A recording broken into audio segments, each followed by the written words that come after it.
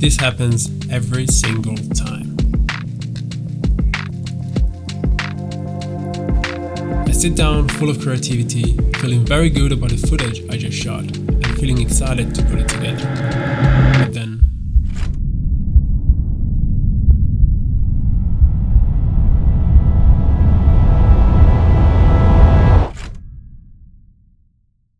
so last week we went up to Nung Nung, this epic waterfall in the north of Bali, about an hour from Canggu. And the reason we drove up here is to capture a little sequence to edit in Premiere Pro and show you guys my editing workflow. I'm not saying my editing workflow is perfect, nor you should follow it, but I found myself to be a very fast editor, so I thought why not share it. First thing first, you should get some banker footage, which I'm sure we already have. This is not a shooting tutorial, but remember to film with logic and intent, and use a short script to make your editing faster. It all starts with organizing files into your laptop before you even start editing. As you can see here, I have a folder which is Premiere Pro in 2022 and the title of this video obviously. And as you can see, you have a folder called Intro, Action 2, A7S3, Drone, R6, and then my song that I picked. So even before I start opening Premiere Pro, I decided to make this folder just because it's easier for me to organize and I know which one is the footage from the R6, drone, A7S3, blah blah blah. This is specifically for a one-day shoot. If I would have multiple day shooting, then I would organize files into different folders for each day. Let's say day 1 and then A7S, R6, drone, blah blah blah. Another reason I do this is because when you then drag and drop your folder in Premiere Pro, you already have the footage selected and divided into different bins and folders, which makes your editing faster without doing that in Premiere Pro after, right? So I always recommend to pick the music before you start editing, because for what I feel like it's so much easier to edit to the beat of the song or to the flow of the music. So in this case, I even picked the song before we went out shooting, which was very easy because then I listened to the song a few times and then I knew already kind of like where the beats, where the cuts are going to be and the flow of the song, and that helped me to shoot the sequence with Zach. With that said, let's get into Premiere Pro.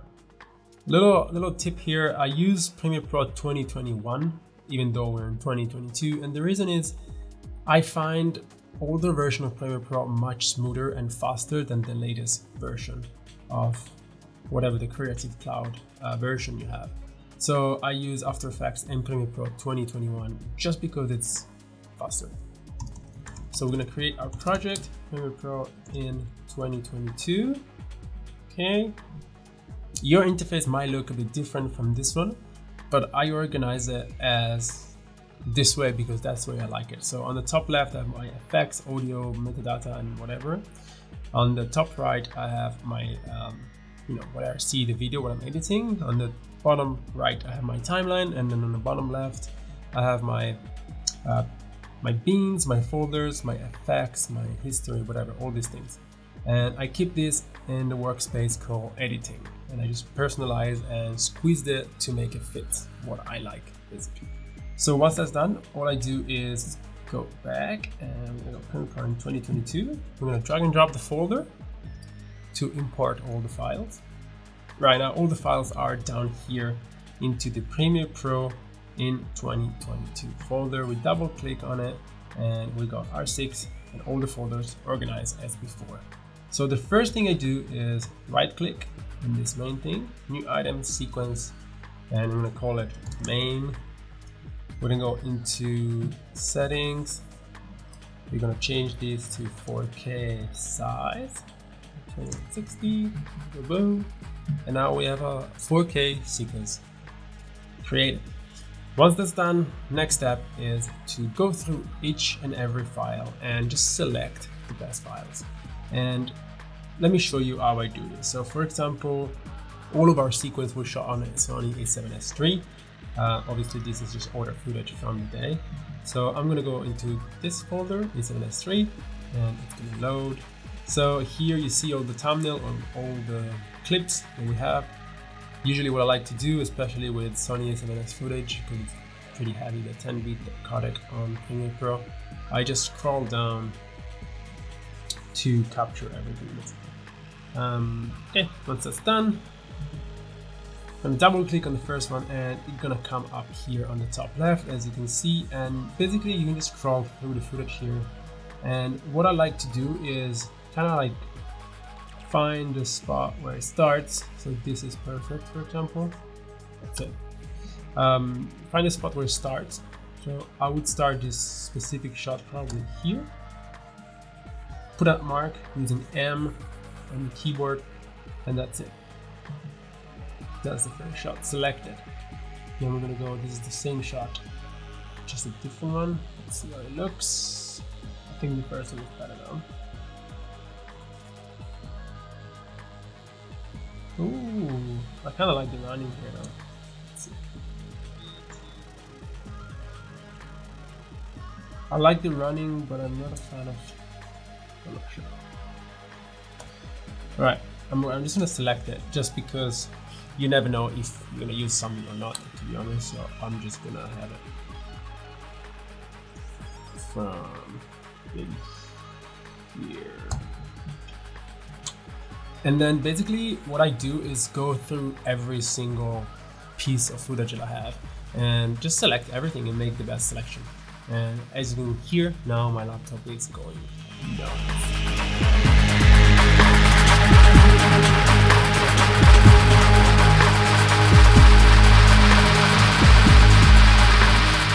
Right, and this is it. I selected everything I liked, every single part of each footage that I like. And now it's time to create a timeline. And I know sometimes creating a timeline can be overwhelming and can be scary at points because maybe you have too much footage or you don't know where to start. So my personal way of doing it is just start. So I would go into here and drag down my track and let's listen to it.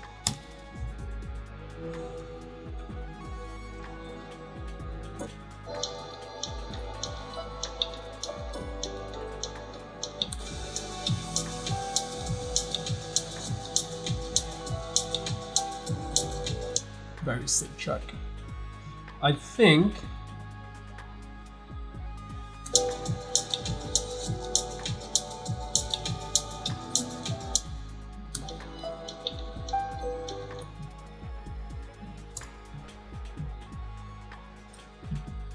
I'm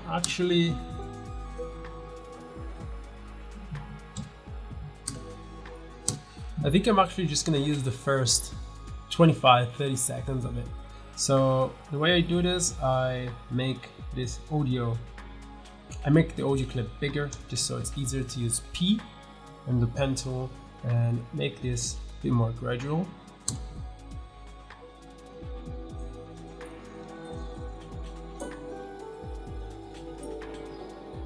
Perfect. Yeah, so I just basically go back into my folder S7S3, and the way I do it is I grab the first one, I grab the last one, especially when it's in order. It's so much easier. Obviously, if you have different orders and different cameras, it's harder. Obviously, you can't really do that too much, but this is the way I like to do it when I have one camera, one sequence, and I shot everything in the same order, basically, you know, so it's very easy. And what I do here is basically I remove all of the audio because we don't care about audio, and then I go here and I start cutting. Right, now we have all of our clips cut, and I'm just gonna put it one after the other here, leave a bit of space, and all right. So I shot every single clip at 60 frames per second just because I know this sequence is going to be a bit of like mix between fast pace and slow motion. So obviously I scripted that before. So, you know, that's easier again. If you script something before and then you just do it in post, it just matches your editing with the script. So it's so much easier to basically go through it. So with that said, we're going to start with the first shot, which I wanted to be very fast paced at the start, but then going down. So what I do is right click, timer mapping, speed, and I'm going to do that. I'm actually gonna use the one running because I like it more, to be honest. So right click, timer mapping, speed. And this is where I wanted to start going slow. So we're gonna go down at 50. Do that. Nice little speed run. As you can see, it goes out of focus very quickly. So what I'm gonna do is cut it very quickly. And I'm gonna match it with something like this. Let's try to get the same momentum. So if his right foot is touching the floor here, we want the right foot to touch the floor here too. So just so it makes sense, you know. So we're gonna go where, maybe here. That's perfect. So here we go. That goes very quickly. And then I want to straight away kind of make it go into a bit more pace. So we have it 50% now, but what I'm going to do is I'm going to put it back to 100. Timer mapping, and then put it back at 50%. So we can add a point here. Just to put it back to 100. So as soon as he passes by, we want the next shot to start, which is going to be this one.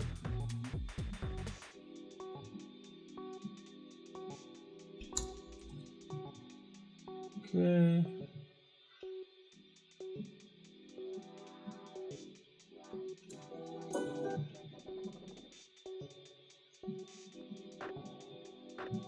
We gotta slow this down.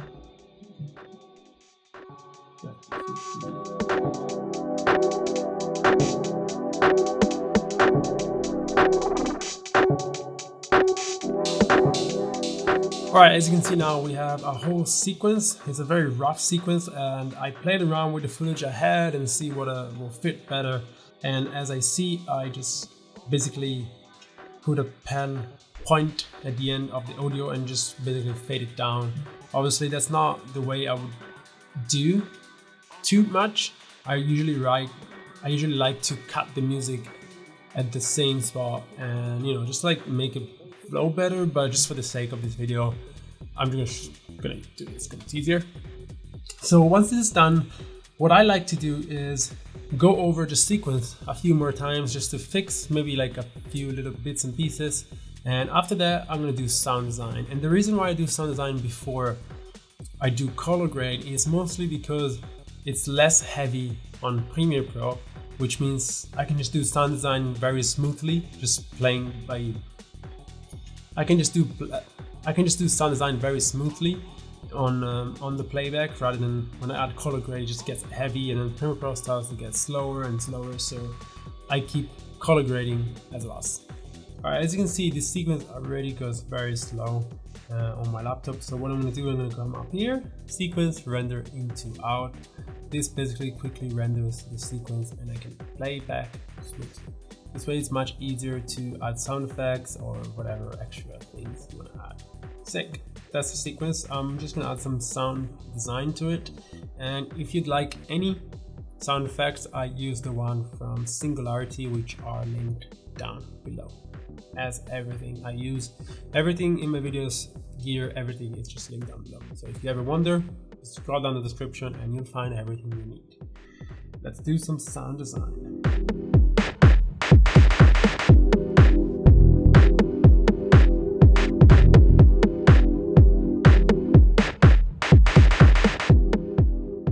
Right, now we have a sequence full on with sound design, music, our timeline looks good.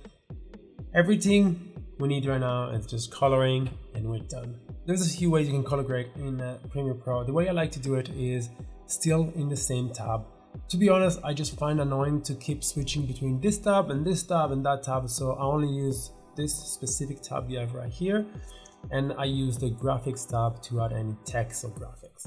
So all I have to do here is go into the main bin, and I'm gonna right click, new item, adjustment layer, create a new adjustment layer, putting on top of the footage, and this is going to be where my LUTs live.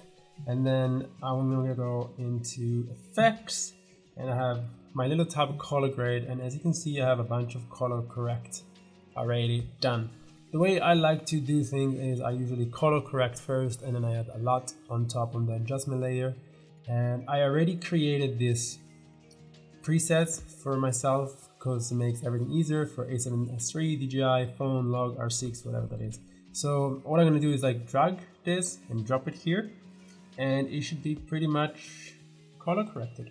So if we go into effects control now, and we go into effects control, and it's going to be basically, it's a basic lumetric color applied to it with some touches. I usually add 135 saturation, I put shadows and highlights one down, one up, a bit less contrast, and I create contrast with the S-curve. That's all I do in my color correction. And in this case, Zach looks a little bit pinkish. I think it's because of the its jumper and the reflection of the green. So what I'm going to do is try and find a better white balance. That's definitely not it, but play around with the white balance, maybe that's better, yeah. A bit more warmed, and that looks pretty good to me, to be honest. So what I'm going to do now is copy this one and paste it onto everything else, basically. Go, Command C, Command V, and this looks very weird, so I'm going to add some warmth for sure. That looks nice. This color looks so nice. That looks very green. So all I do is basically just like go around and trying to find the right balance for each shot. Obviously, it's always good to get a good white balance in camera, but when you shoot a waterfall or like a situation like this, it's very hard because obviously the green, the shade of the green and the reflection of the green will go onto your skin tones, and the skin tones will look green, so it's kind of sketchy. That looks pretty decent to me. Right, now we have a basic color correction done. It's time to add the LUT and then just play around with the colors and, you know, create a bit of contrast in the image, make it a bit more dramatic, and I'm going to show you how to do that right now. First thing first, let's add our LUT. So I'm going to click onto Cinematic V2, which is the LUT that I use for basically most of my videos. And as you see, it's basically a lumetric color, switches into creative and add the LUT here. The reason why you add the LUT here is because you can just play around with the intensity of the LUT. I usually keep it between 50 and 80. I think in this case 80 is a bit too much, so I'm gonna go maybe 65. Yeah, that's good. And then we're just gonna look at the footage and see what looks good, what doesn't. Looks still a bit pinkish.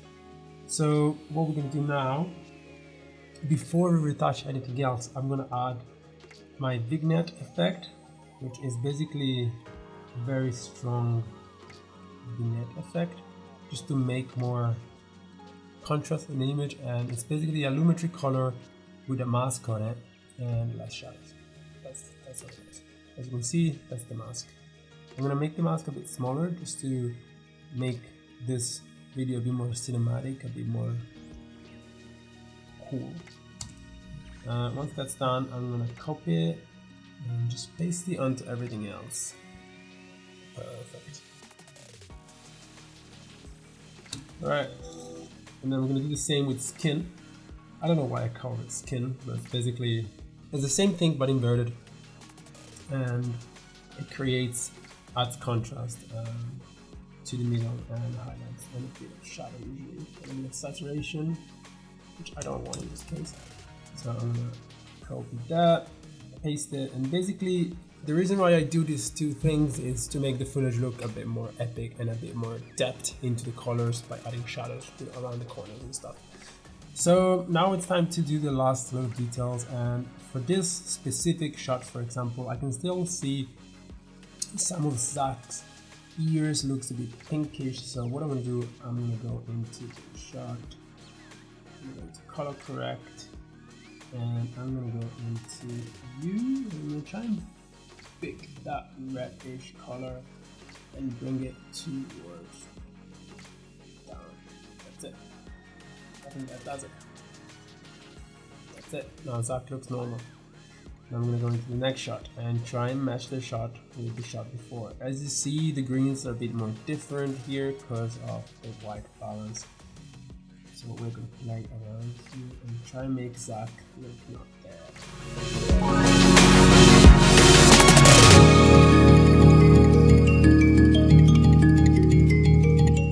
Alright, and that is it, guys.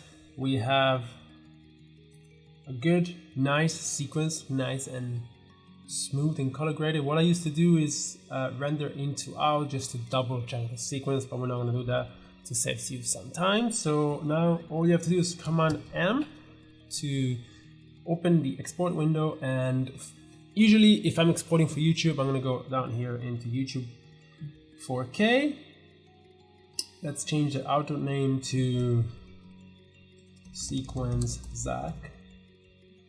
And then let me show you a few tricks that I use, which is use maximum render quality and render a maximum depth. And then we're gonna go into effects and lumetri look lot. We're gonna click on that, and then we're gonna add a QT gamma compensation. And basically this allows Premiere Pro to export exactly what you're seeing in the footage. And that is why sometimes when you export something, it doesn't look exactly like it looks on your screen on Premiere Pro. So if you wanna use this, you just Google it, QT, I'll leave a link below, QT gamma compensation for Premiere Pro, and you just add it here and then it works. It's gonna say known, but it's applied. So that's it. We have it here. Make sure you export audio and video, and then we're just gonna press export, and you are done.